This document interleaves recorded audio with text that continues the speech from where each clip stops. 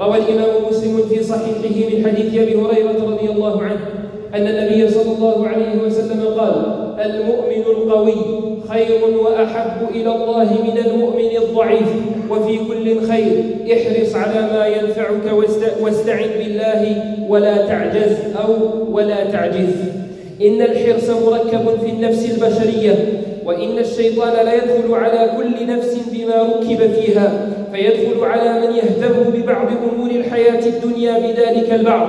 لذا أوصى نبينا صلى الله عليه وسلم أمته إلى الحرص على ما ينفع، ووجهنا إلى أمرين بعد ذلك حتى نفوز ونحصل على مطلوبنا: أحدهما الاستعانة بالله، وثانيهما عدم العجز عن بلوغ البغية منه.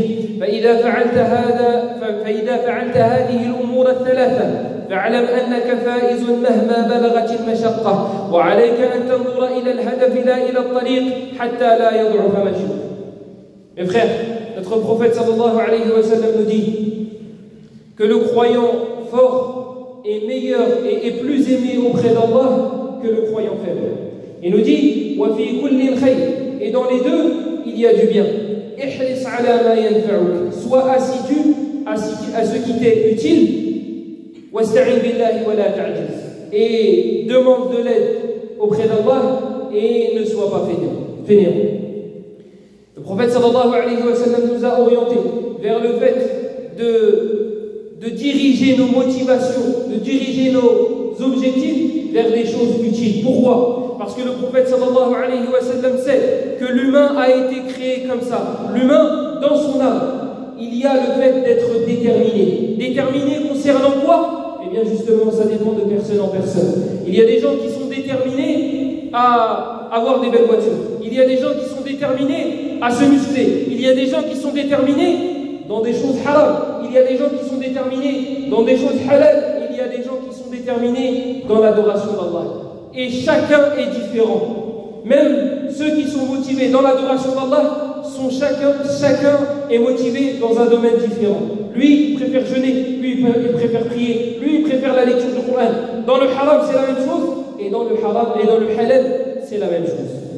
Comme notre prophète sallallahu alayhi wa sallam savait que l'âme humaine a été créée comme ça, elle est déterminée à faire certaines choses, vers certains objectifs, eh bien il nous a orientés. Il nous a orientés vers quelque chose, il nous dit ihris ala ma yanfa'uk, sois assidu à ce qui te sera utile. Voilà vers quoi je dois diriger mes objectifs, vers quoi je dois diriger ma motivation, vers des choses utiles. Et puis il ne nous a pas laissé comme ça, il nous a orientés vers comment atteindre ces objectifs. Il nous dit ihris ala ma yanfa'uka wasta'in billah. Si tu veux atteindre ces objectifs, quel que soit cet objectif, tant que c'est dans le halal ou bien dans l'obéissance d'Allah, eh bien, il y a ce point-là que tu dois valider. Demande de l'aide à Allah. Quelle que soit cette chose-là, qu'elle soit difficile ou qu'elle ne le soit pas, demande de l'aide à Allah. Parce que la chose, même si elle te paraît simple, si Allah ne t'aide pas, tu ne réussiras pas. Tu ne réussiras pas. Et si la chose est difficile et qu'Allah t'aide, tu réussiras. Donc la première chose vers laquelle le prophète sallallahu alayhi wa sallam nous a dirigés après nous avoir conseillé et ordonné de diriger nos orientations, de diriger nos motivations, vers ce qui nous est utile, il nous dit wasta'in billah, demande de l'aide à Allah, demande de l'aide de la part d'Allah, wala ta'jiz, et ne sois pas fainéant. Ne sois pas fainéant. Tu veux des objectifs nobles, alors lève-toi. Si tu dors 8 heures, dors 7 heures. Si tu dors 7 heures, dors 6 heures. Pour atteindre tes objectifs, tu vas devoir délaisser la fainéantise. Sinon, tu ne pourras pas. Que ce soit mondain ou que ce soit en rapport avec des choses de l'au-delà.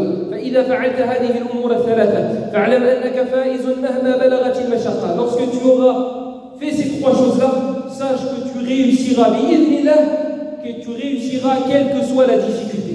Quelles que soient les difficultés que tu rencontreras, tu réussiras ces projets, tu réussiras les projets en question. Et concentre-toi sur ton objectif, pas sur le chemin. Ne te dis pas je vais devoir faire et je vais devoir faire et je vais devoir passer des années, et tu te focalises sur le nombre d'années et sur le chemin que tu vas devoir entreprendre pour atteindre cet objectif. Dirige-toi vers l'objectif. Toi, focalise-toi sur l'objectif. Même si ça doit prendre 3 ans, toi ne regarde pas les 3 ans. Regarde l'objectif. Lorsque tu auras atteint ton objectif, lorsque tu auras atteint ton but, lorsque tu seras arrivé à destination, quels seront tes ressentis? C'est sur ça que tu dois te focaliser et c'est sur ça que tu dois te concentrer. Et 2 autres règles. La première, badir. Dépêche-toi, fonce. Ne remets pas les choses à demain à chaque fois. Ne procrastine pas.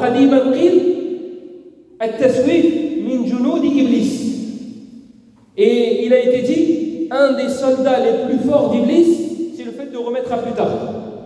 Si Allah nous permettait, si Allah permettait aux morts de ressortir de leur tombe, et qu'on pouvait les questionner, et qu'est-ce que tu avais comme projet? Moi, je voulais me repentir. Et quand? Pourquoi tu ne l'as pas fait? Parce que je me disais demain, je me disais plus tard. Et le deuxième, pareil, troisième qui ne priait pas. Qu'est-ce que tu aurais voulu faire? Moi, j'avais prévu de me repentir, et j'avais prévu de commencer la salle.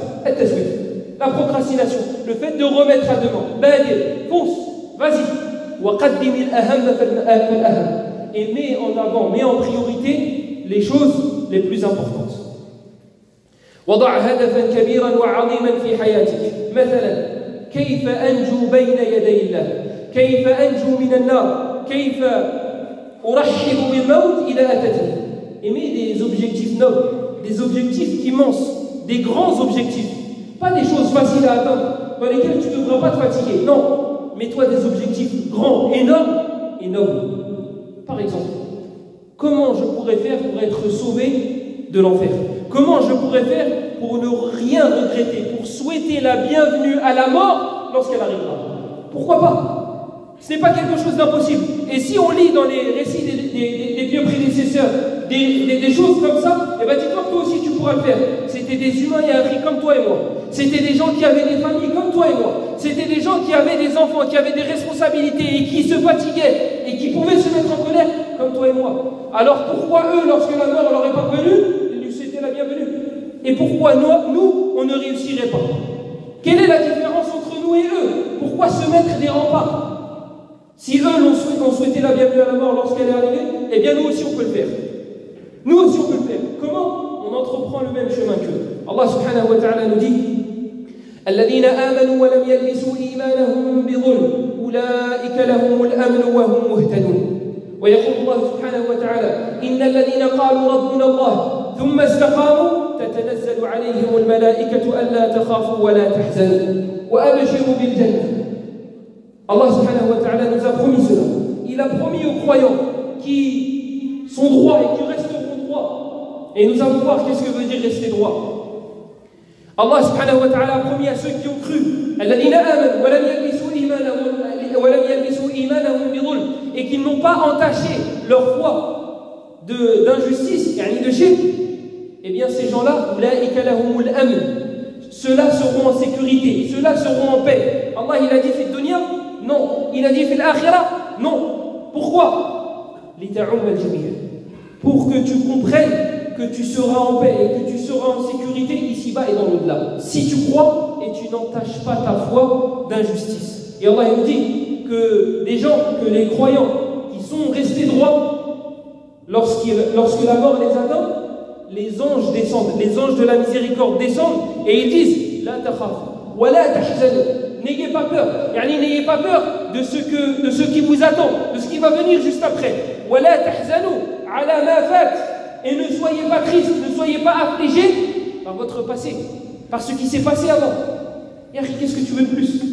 Tu meurs, des anges viennent te voir avec des beaux visages, avec des beaux vêtements et ils t'annoncent la couleur dès le début. N'aie pas peur. Ne sois pas attristé. Qu'est-ce que tu veux de plus? Le passé, ils te disent ne t'attriste pas. Le futur, ils te disent n'aie crainte. N'aie crainte. Tu ne peux pas être attristé, tu ne peux pas angoisser lorsque tu te dis que je suis prêt, ça y est, moi je peux mourir. Et comme la mort ne prévient pas, il faut rester sur ses gardes. Il faut toujours rester sur ses gardes et toujours être prêt. Lorsqu'un boxeur monte sur un ring, d'accord? Il monte. Il ne va pas se dire, moi j'ai pas besoin de mettre la garde. Il est loin, mais tu ne sais pas à quelle vitesse il va arriver.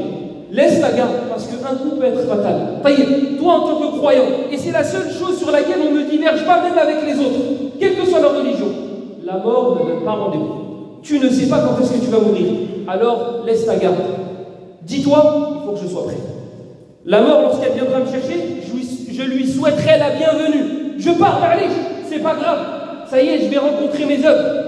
Lorsque toi, à la fin du mois, ton salaire arrive, tu te dis, ah, je suis triste, ah, je suis angoissé, ah, je vais toucher mon salaire. Non, lorsque tu meurs, tu vas voir tes actions. Tu vas voir la place qui t'a été réservée au paradis. Alors pourquoi m'attrister?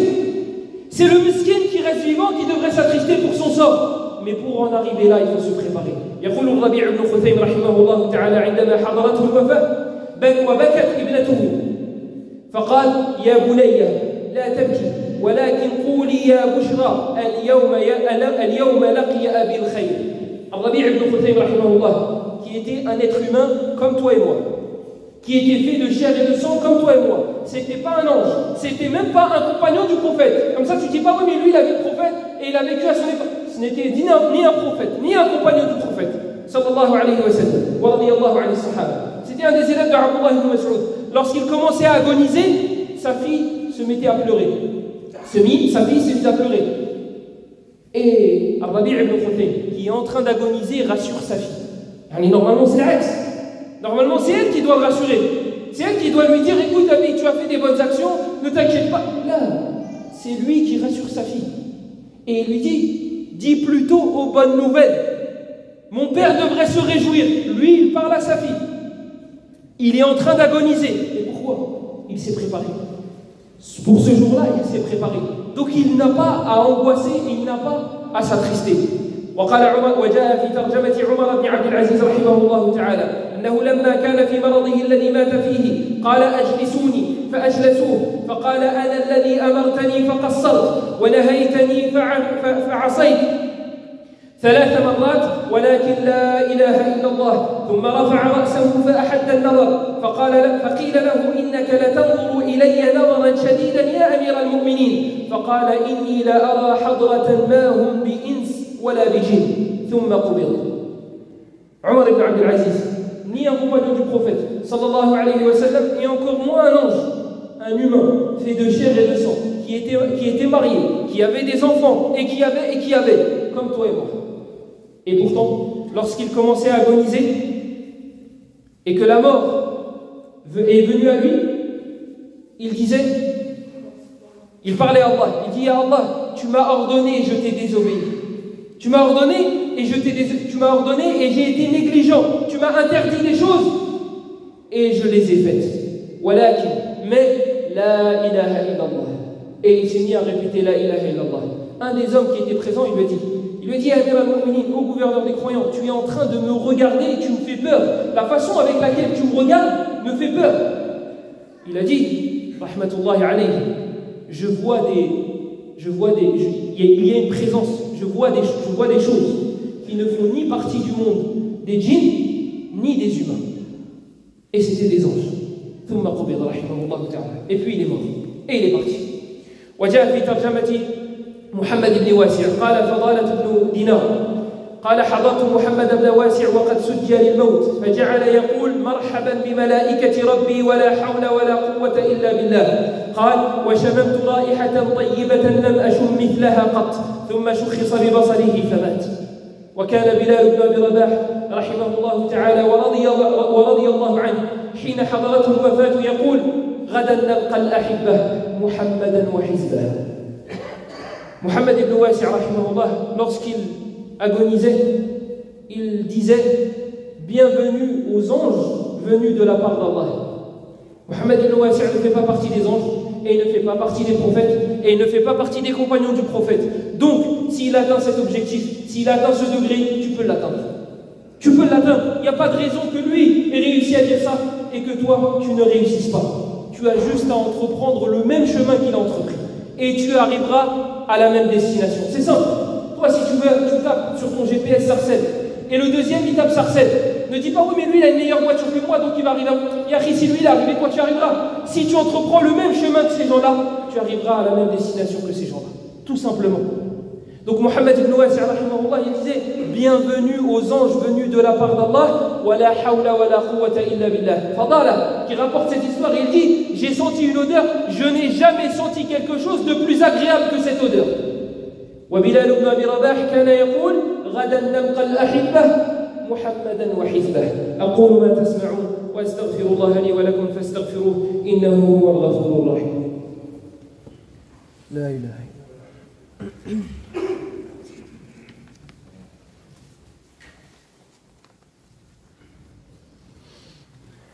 الحمد لله رب العالمين والصلاة والسلام على رسوله الأمين وعلى آله وصحبه أجمعين.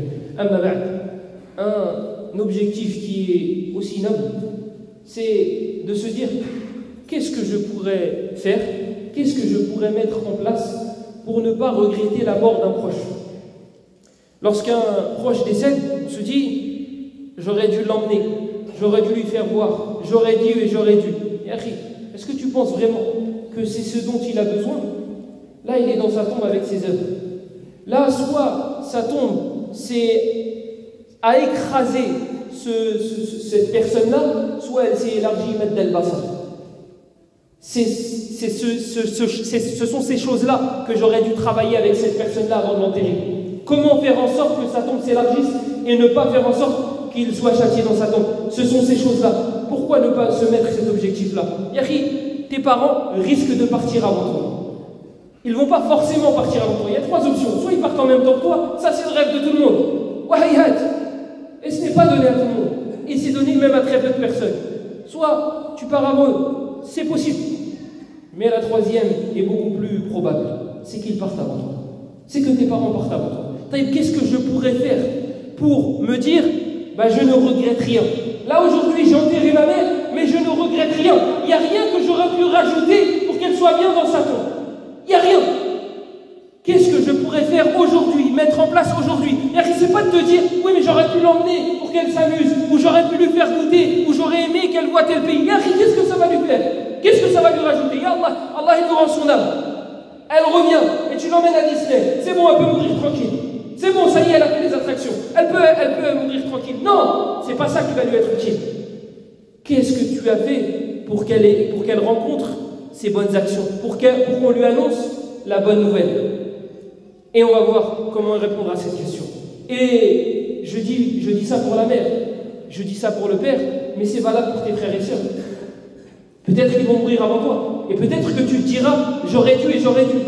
Et je dis ça pour les frères et sœurs et pour les parents, mais ça peut être vrai pour tes enfants. Allah peut prendre tes enfants avant de prendre tes parents et avant de te prendre toi. Et qu'est-ce que j'aurais dû faire et qu'est-ce que j'aurais pu ajouter pour ne pas regretter leur mort? فلنحرص على ما ينفعنا فعلينا بالمحافظة على أداء الصلوات الخمس. يقول النبي صلى الله عليه وسلم مثل الصلوات الخمس كمثل نهر جار غمر على باب أحدكم يغتسل منه كل يوم 5 مرات.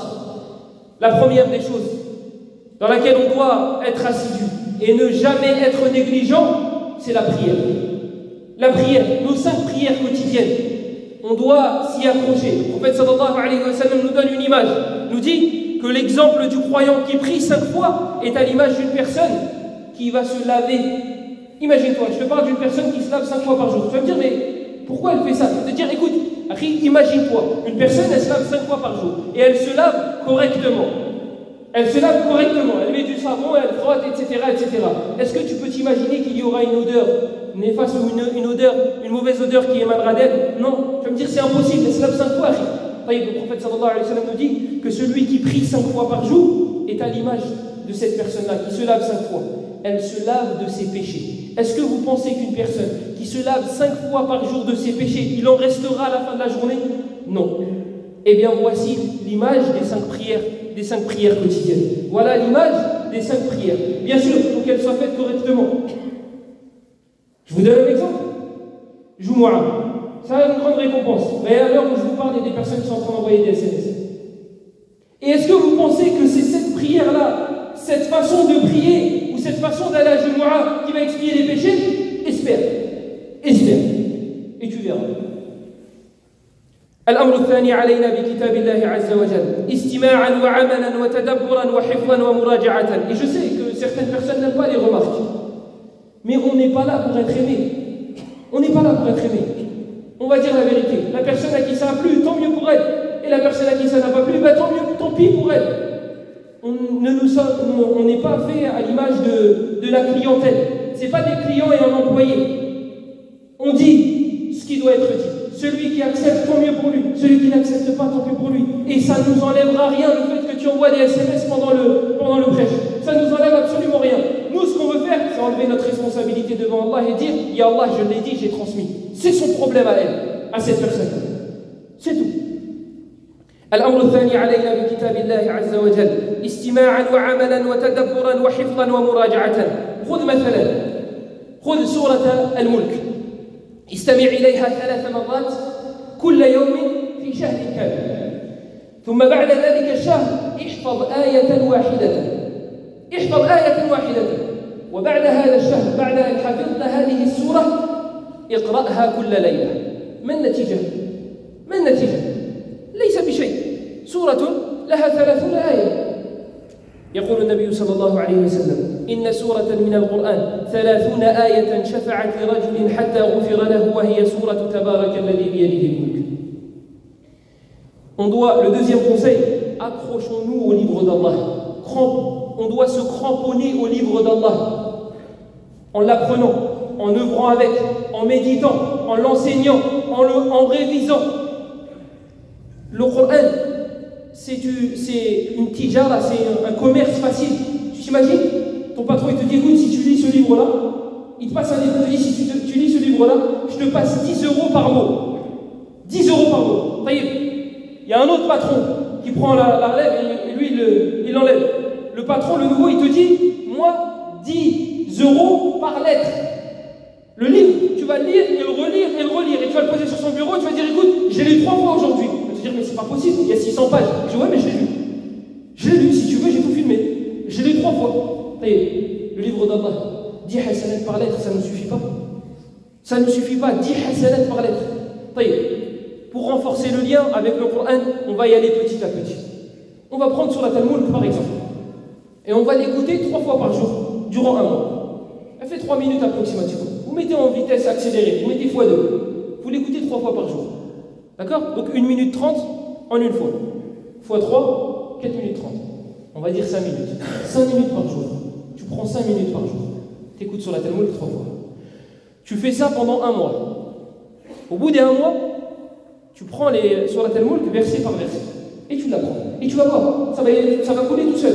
Tu vas l'apprendre, tu vas dire 2, vas-y 3. Tu l'as écouté 90 fois le mois dernier. Le mois dernier, tu l'as écouté 90 fois, mais tu l'as écouté 3 fois par jour durant 1 mois. Le verset, il va venir tout seul. Donc tu vas dire, tu sais quoi, 2, 3, 4, peut-être même que tu vas l'apprendre en 1 semaine. Et après cela, tu l'as lu 1 fois par toutes les nuits.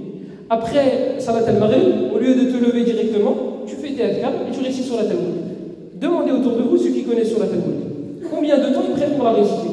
3 minutes. Ils prennent leur temps. C'est quand ils prennent leur temps? 3 minutes. S'ils veulent réciter rapidement, en 2 minutes, elle est bouclée. 2 minutes. 2 minutes par jour, qu'est-ce que ça va te coûter? Qu'est-ce que ça va te... Le prophète sallallahu alayhi wa sallam nous dit il y a une sourate dans le Coran qui est composée de 30 versets. Elle a intercédé en faveur de celui qui la lisait jusqu'à ce qu'Allah lui ait pardonné. Allah lui a pardonné ses péchés parce qu'il récitait une sourate qui faisait 30 versets. Et après, tu t'imagines le fadl, tu t'imagines le mérite pour 3 minutes par jour? 3 minutes par jour. طيب زد على هذا ما رواه النسائي في العمل والليلة من حديث عبد الله بن مسعود رضي الله عنه قال من قرأ تبارك الذي بيده الملك كل ليلة منعه الله بها من عذاب القبر وكنا في عهد رسول الله نسميها المانعة. عبد الله بن مسعود رضي الله عنه il nous dit sourate تبارك الذي بيده الملك lorsqu'elle est lue chaque nuit eh bien son auteur sera préservé des châtiments de la tombe. 3 minutes par jour. 3 minutes quand tu prends ton temps. 3 minutes par jour. Tu seras sauvé des châtiments de la tombe, des supplices de la tombe, pour 3 minutes par jour et arrive. 3 minutes par jour seulement. وافعل مثله مع الآيتين من آخر سورة البقرة. يقول النبي صلى الله عليه وسلم من قرأ بالآيتين من آخر سورة البقرة في ليلة كفتها. Et fais la même chose avec les versets ou les sourates qui ont des mérites particuliers. Les 2 derniers versets de Surat al-Baqarah. Le prophète sallallahu alayhi wa sallam il nous dit celui qui lit les 2 derniers versets de Surat al-Baqarah durant une nuit, kafata. Elles lui suffiront. Elles lui suffiront de tout mot. Shaitan ne s'approchera pas. Tous les machakils que tu as à la maison, les problèmes, les petites choses qu'on a grandi et on en fait toute une histoire, tout un scénario, à cause de Shaitan. Mais on ne s'en rend pas compte. Tu lis les 2 derniers versets de Surat Al-Baqarah. Et le diable s'éloigne de chez toi. Aucun mal ne te touchera. Oublie le mauvais œil, oublie la sorcellerie, oublie ces choses-là. Le prophète sallallahu alayhi wa sallam, il te dit, elles te suffiront. Dans le hadith de Nu'man ibn Bashir, le prophète sallallahu alayhi wa sallam, dans le hadith rapporté par l'imam al-Tirmidhi, hadith al-Hasan, le prophète sallallahu alayhi wa sallam nous dit, celui qui lit les 2 derniers versets de Surat Al-Baqarah dans une maison durant 3 nuits, le diable ne s'approchera pas de chez lui. Voilà comment faire en sorte de ne pas regretter la mort de nos proches. Regarde, il y a des personnes ici que je pourrais désigner et que je pourrais vous montrer qui finissent le Coran tous les 6 jours. Ils finissent de le lire tous les 6 jours. Et je pourrais vous présenter des gens qui vivent en France qui le finissent tous les 3 jours. Tous les 3 jours, ils clôturent le Coran. Ce sont des humains comme vous et moi. Ce sont des gens qui travaillent à l'usine. Ce sont des gens qui sont faits de chair et de sang, qui ont des enfants et des petits-enfants et des responsabilités. Et malgré cela, ils finissent le Coran 3 jours. Tous les 3 jours, pardon. Pourquoi eux et pas toi? Pourquoi dans la dunya, à lui il touche 10 000, je vais faire en sorte de toucher 10 000. Mais dans l'akhira, à lui il finit le Coran tous les 3 jours, masha'Allah. Mais non, pas masha'Allah, non, fais-le. Si lui il l'a fait, tu peux le faire. Et ne dis pas arabophone ou pas arabophone. Taïd, vas-y, il a l'arabe, t'as pas l'arabe. Et lorsque tu lis, toi tu prends une demi-heure pour lire une page. Taïd, istami' ilayhi. Écoute le Coran. Le Coran, approximativement, vous allez trouver à peu près. Il est récité en 20 heures. Sur YouTube, vous pouvez le trouver facilement. En 20 heures approximativement. Ça fait 20 heures. Divise ça en 10 jours. Ça fait 2 heures par jour. 2 heures par jour. Tu finis le Coran tous les 10 jours. Ça fait 3 fois par mois. Par an, 36. Tu finis le Coran 36 fois par année. Imagine, tu vis après cela 10 ans. Et Allah, il prend ton âme. Tu as fini d'écouter le Coran 360 fois. Tu t'imagines le lien que tu as renforcé avec Allah? Tu t'imagines le nombre de hasanat que tu vas avoir dans ton livre d'action lorsque tu rencontreras Allah? 360 fois. Et je ne parle pas de Fatiha ou de le Coran de Fatiha jusqu'à Nas. Tu l'as écouté 360 fois. Ça, c'est si tu vis 10 ans. Ça, c'est si tu vis 10 ans. Taïb, imagine, toi, tu mets cette chose-là dans la tête de ta mère. Tu mets cette graine-là dans la tête de ta mère. Tu dis, hey, l'eau, elle est là. Écoute, 2 heures par jour. Tu veux faire une demi-heure le matin, une demi-heure à midi, une demi-heure. Mohim, fais 2 heures. Et tu sais quoi, tu peux même mettre un petit peu en accéléré, parce qu'il y en a qui récitent lentement. Tu peux même accélérer un petit peu, ça sera compréhensible, il n'y a aucun problème. Et ça sera compréhensible, pardon. Et tu le finiras en moins de 20 heures. Tu t'imagines, le jour où tu enterres ta mère, tu dis aux gens qui viennent te rassurer, mais les frères, moi c'est juste qu'elle va me manquer. Mais moi, cette dame-là que je viens d'enterrer, elle finissait le Coran 3 fois par mois. Et elle a vécu 30 ans après ce conseil-là. Est-ce que tu t'imagines avec quoi elle va rencontrer Allah? Et cette femme-là que je viens d'enterrer, elle connaissait Surat Al-Mulk et elle l'a récité chaque soir. Donc, je me dis que la promesse du prophète sallallahu alayhi wa sallam est véridique. Donc, elle sera, il y a beaucoup de, pas chance, mais de probabilité qu'elle soit, qu'Allah subhanahu wa ta'ala ne va pas la châtier. Parce que Ibn Mas'ud radiyallahu anhu nous a dit, et Abdullah ibn Mas'ud ne peut pas le sortir de sa tête. Ce genre de choses-là font partie des choses de l'invisible. Donc même s'il ne l'a pas dit explicitement que le prophète l'a dit, c'est la parole du prophète sallallahu alayhi wa sallam. Comme quoi cette sourate-là préserve les châtiments de la tombe. Yahri, tu t'imagines, tu enterres cette personne-là et tu te dis, elle lisait Surat Al-Mulk tous les soirs. Et elle écoutait le Coran 3 fois par mois. Et sache une chose, que ça marche comme le cardio. Ça veut dire quoi? Ça veut dire que si tu cours 10 minutes aujourd'hui, demain tu courras 20 minutes. Donc cette personne-là, si tu l'as orientée vers le fait d'écouter le Coran 3 fois par mois, dis-toi qu'au bout d'un moment, elle trouvera ça facile et qu'elle le clôturera 1 fois par semaine. 1 fois par semaine, ça fait 4 fois par mois. Et 4 fois par mois, je vous laisse faire le calcul, par an. Et si vous dites, et vous multipliez ça par 10 ans, 20 ans, 30 ans, tu auras juste le manque de cette personne-là. Lorsque tu repenseras à ta mère, ou à ton père, ou à ton fils que tu as enterré, ils te manqueront, certes, mais tu n'auras pas peur pour eux. Tu espéreras pour eux, mais tu n'auras pas peur. Parce que tu les as orientés vers les choses utiles. Voilà comment faire en sorte de ne pas regretter une chose concernant une personne qui est décédée.